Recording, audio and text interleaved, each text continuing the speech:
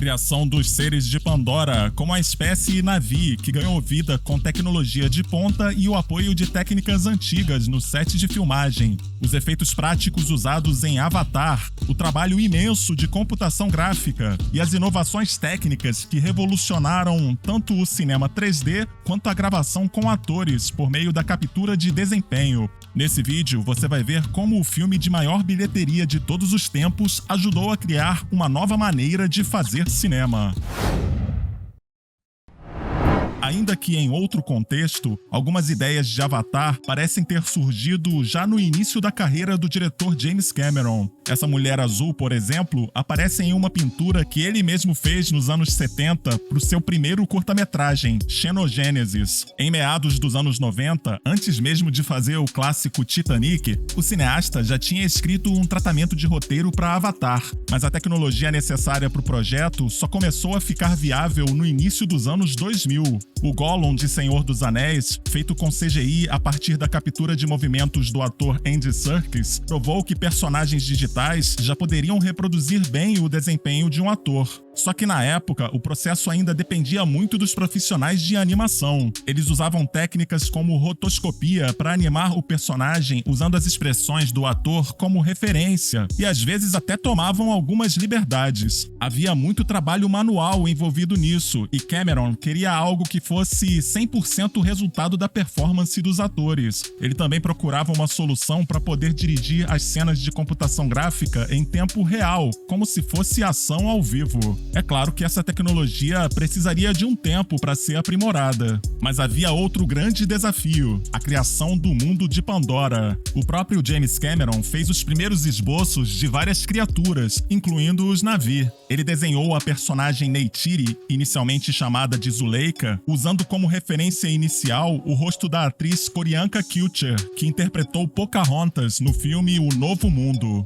Nesses primeiros esboços já existia a pele azul e outras características peculiares, muitas delas felinas: olhos de gato, narizes leoninos, orelhas altas e corpo esguio. Mais tarde, Cameron contou com a ajuda de alguns dos melhores designers de criaturas do mundo. A partir de 2005, a empresa do mestre Stan Winston, que fez trabalhos icônicos em filmes como Aliens, Predador e Exterminador do Futuro, acabou se juntando ao projeto. Eles contribuíram também com alguns efeitos práticos de Avatar, como a cabeça do irmão gêmeo do protagonista e as pernas falsas do Jake Sully, feitas a partir do molde de uma pessoa com deficiência. O exoesqueleto Amp Suit também foi construído fisicamente. Esse traje poderia aparecer na versão completa para cenas mais estáticas, em mockups parciais que permitiam mais movimento, ou podia ser todo feito com computação gráfica. Mas Pandora também exigiu um trabalho imenso de design de seres vivos. Todos os desenhos feitos tinham que ser aprovados pelo próprio James Cameron. Modelos de argila ajudaram a desenvolver os personagens de maneira mais palpável. Em seguida, tudo era escaneado e trabalhado digitalmente. Também esculpiram vários bustos altamente detalhados dos personagens, incluindo acessórios, cabelos e pintura minuciosa da pele. Ainda fizeram algumas esculturas de corpo inteiro dos Na'vi em tamanho real. Tudo isso poderia servir como referência no set, ajudando na visualização e na iluminação. Moldes de gesso e escaneamentos 3D foram feitos a partir dos rostos dos atores. Isso foi útil para que os avatares pudessem ser esculpidos com alguma semelhança. Dizem que o avatar da Grace teve o design mais difícil, tanto por causa do nariz pequeno da atriz, bem diferente do nariz leonino dos Na'vi, quanto pelo fato de que, na história, o avatar dela foi criado 18 anos antes. Ele foi baseado em imagens antigas da Sigourney Weaver. Curiosamente, os Na'vi têm 4 dedos em cada mão, enquanto os avatares criados por humanos têm 5. Essa diferença é justificada pela influência do DNA humano no sequenciamento genético do avatar.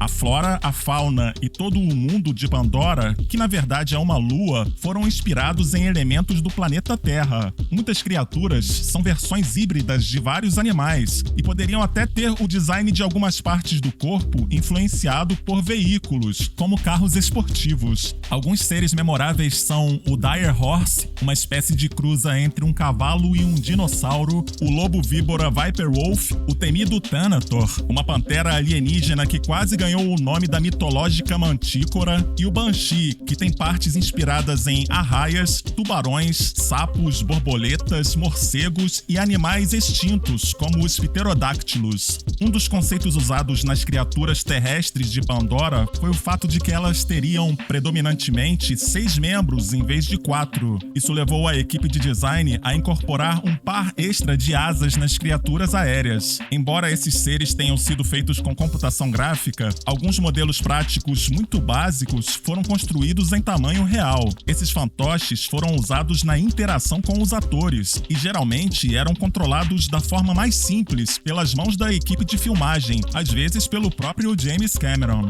Alguns modelos um pouco mais complexos serviram como base para os atores nas cenas de voo, e cavalos reais foram levados para o set para servirem como dublês dos Dire Horses.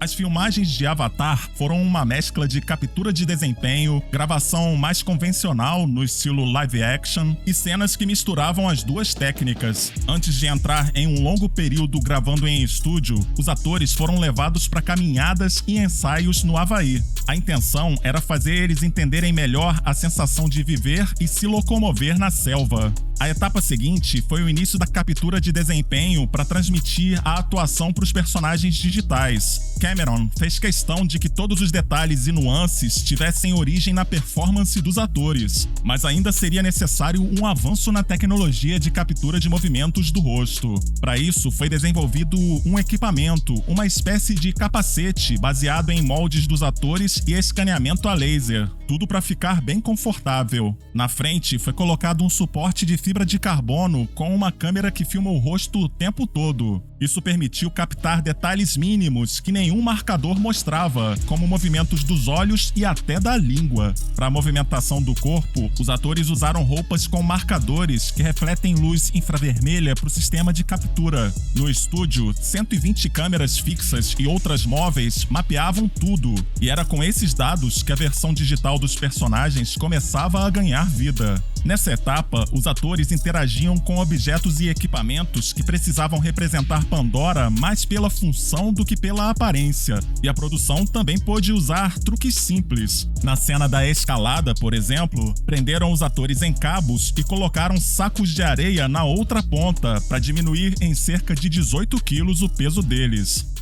Um dos principais avanços tecnológicos de Avatar foi o desenvolvimento dessa câmera virtual, onde o diretor podia focalizar os atores e ver na tela a aparência deles como avatares, além do cenário em computação gráfica. É como se Cameron tivesse nas mãos uma janela para enxergar Pandora em tempo real, ainda que em uma versão simplificada. Assim, ele conseguia mover a câmera e dirigir as cenas de computação gráfica como se tudo fosse ação ao vivo. Na etapa seguinte, foram feitas as cenas com os atores em cenários físicos, da forma mais convencional. Mesmo assim, alguns elementos seriam acrescentados com CGI, como extensões de veículos e cenários. Até o cigarro da personagem Grace foi feito no computador. A Sigourney Weaver só fingia que estava fumando. As cenas em live action foram filmadas com uma câmera para 3D que foi desenvolvida alguns anos antes pelo próprio James Cameron, junto com o engenheiro de design Vince Pace. Sem entrar em muitos detalhes técnicos, o sistema Fusion tem como base uma câmera dupla construída para ajustar a convergência das imagens de forma idêntica à dos olhos de um ser humano. Como a imagem já é gravada em 3D, o resultado costuma ser muito mais natural do que na maioria dos filmes, que geralmente fazem só uma conversão para esse formato. As cenas que misturavam a ação ao vivo com elementos de CGI envolveram técnicas de realidade aumentada. Marcadores foram colocados na câmera real. Era isso que indicava a posição dela para o equipamento de captura. O sistema de câmera virtual, chamado de Simulcam, permitiu que uma versão simples da computação gráfica fosse visualizada junto com a filmagem ao vivo. Isso evita surpresas e a combinação de personagens reais e digitais tende a ser mais precisa.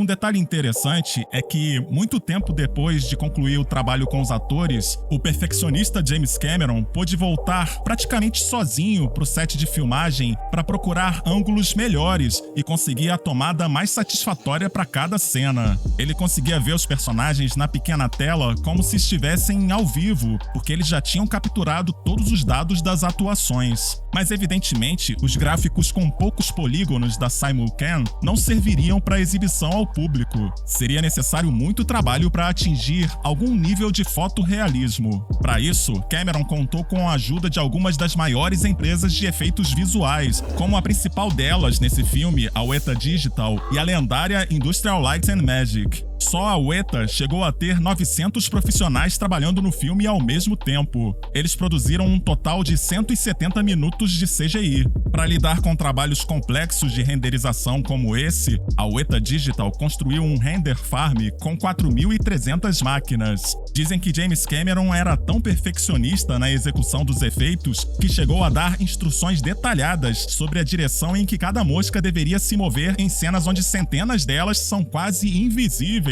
no meio da névoa.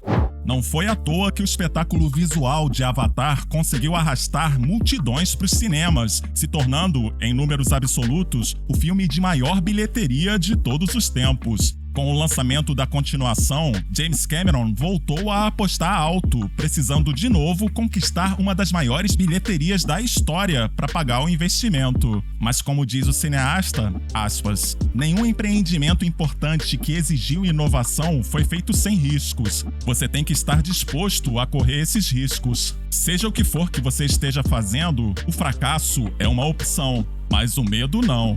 Fecho aspas. O Painel Nerd agradece a Imaging Producer, que recentemente fez uma contribuição para o canal por meio do botão Valeu Demais. E aí, gostou do vídeo? Então deixa seu comentário aqui embaixo. Não esquece de deixar seu like ou dislike. O importante é participar. Um grande abraço e até a próxima!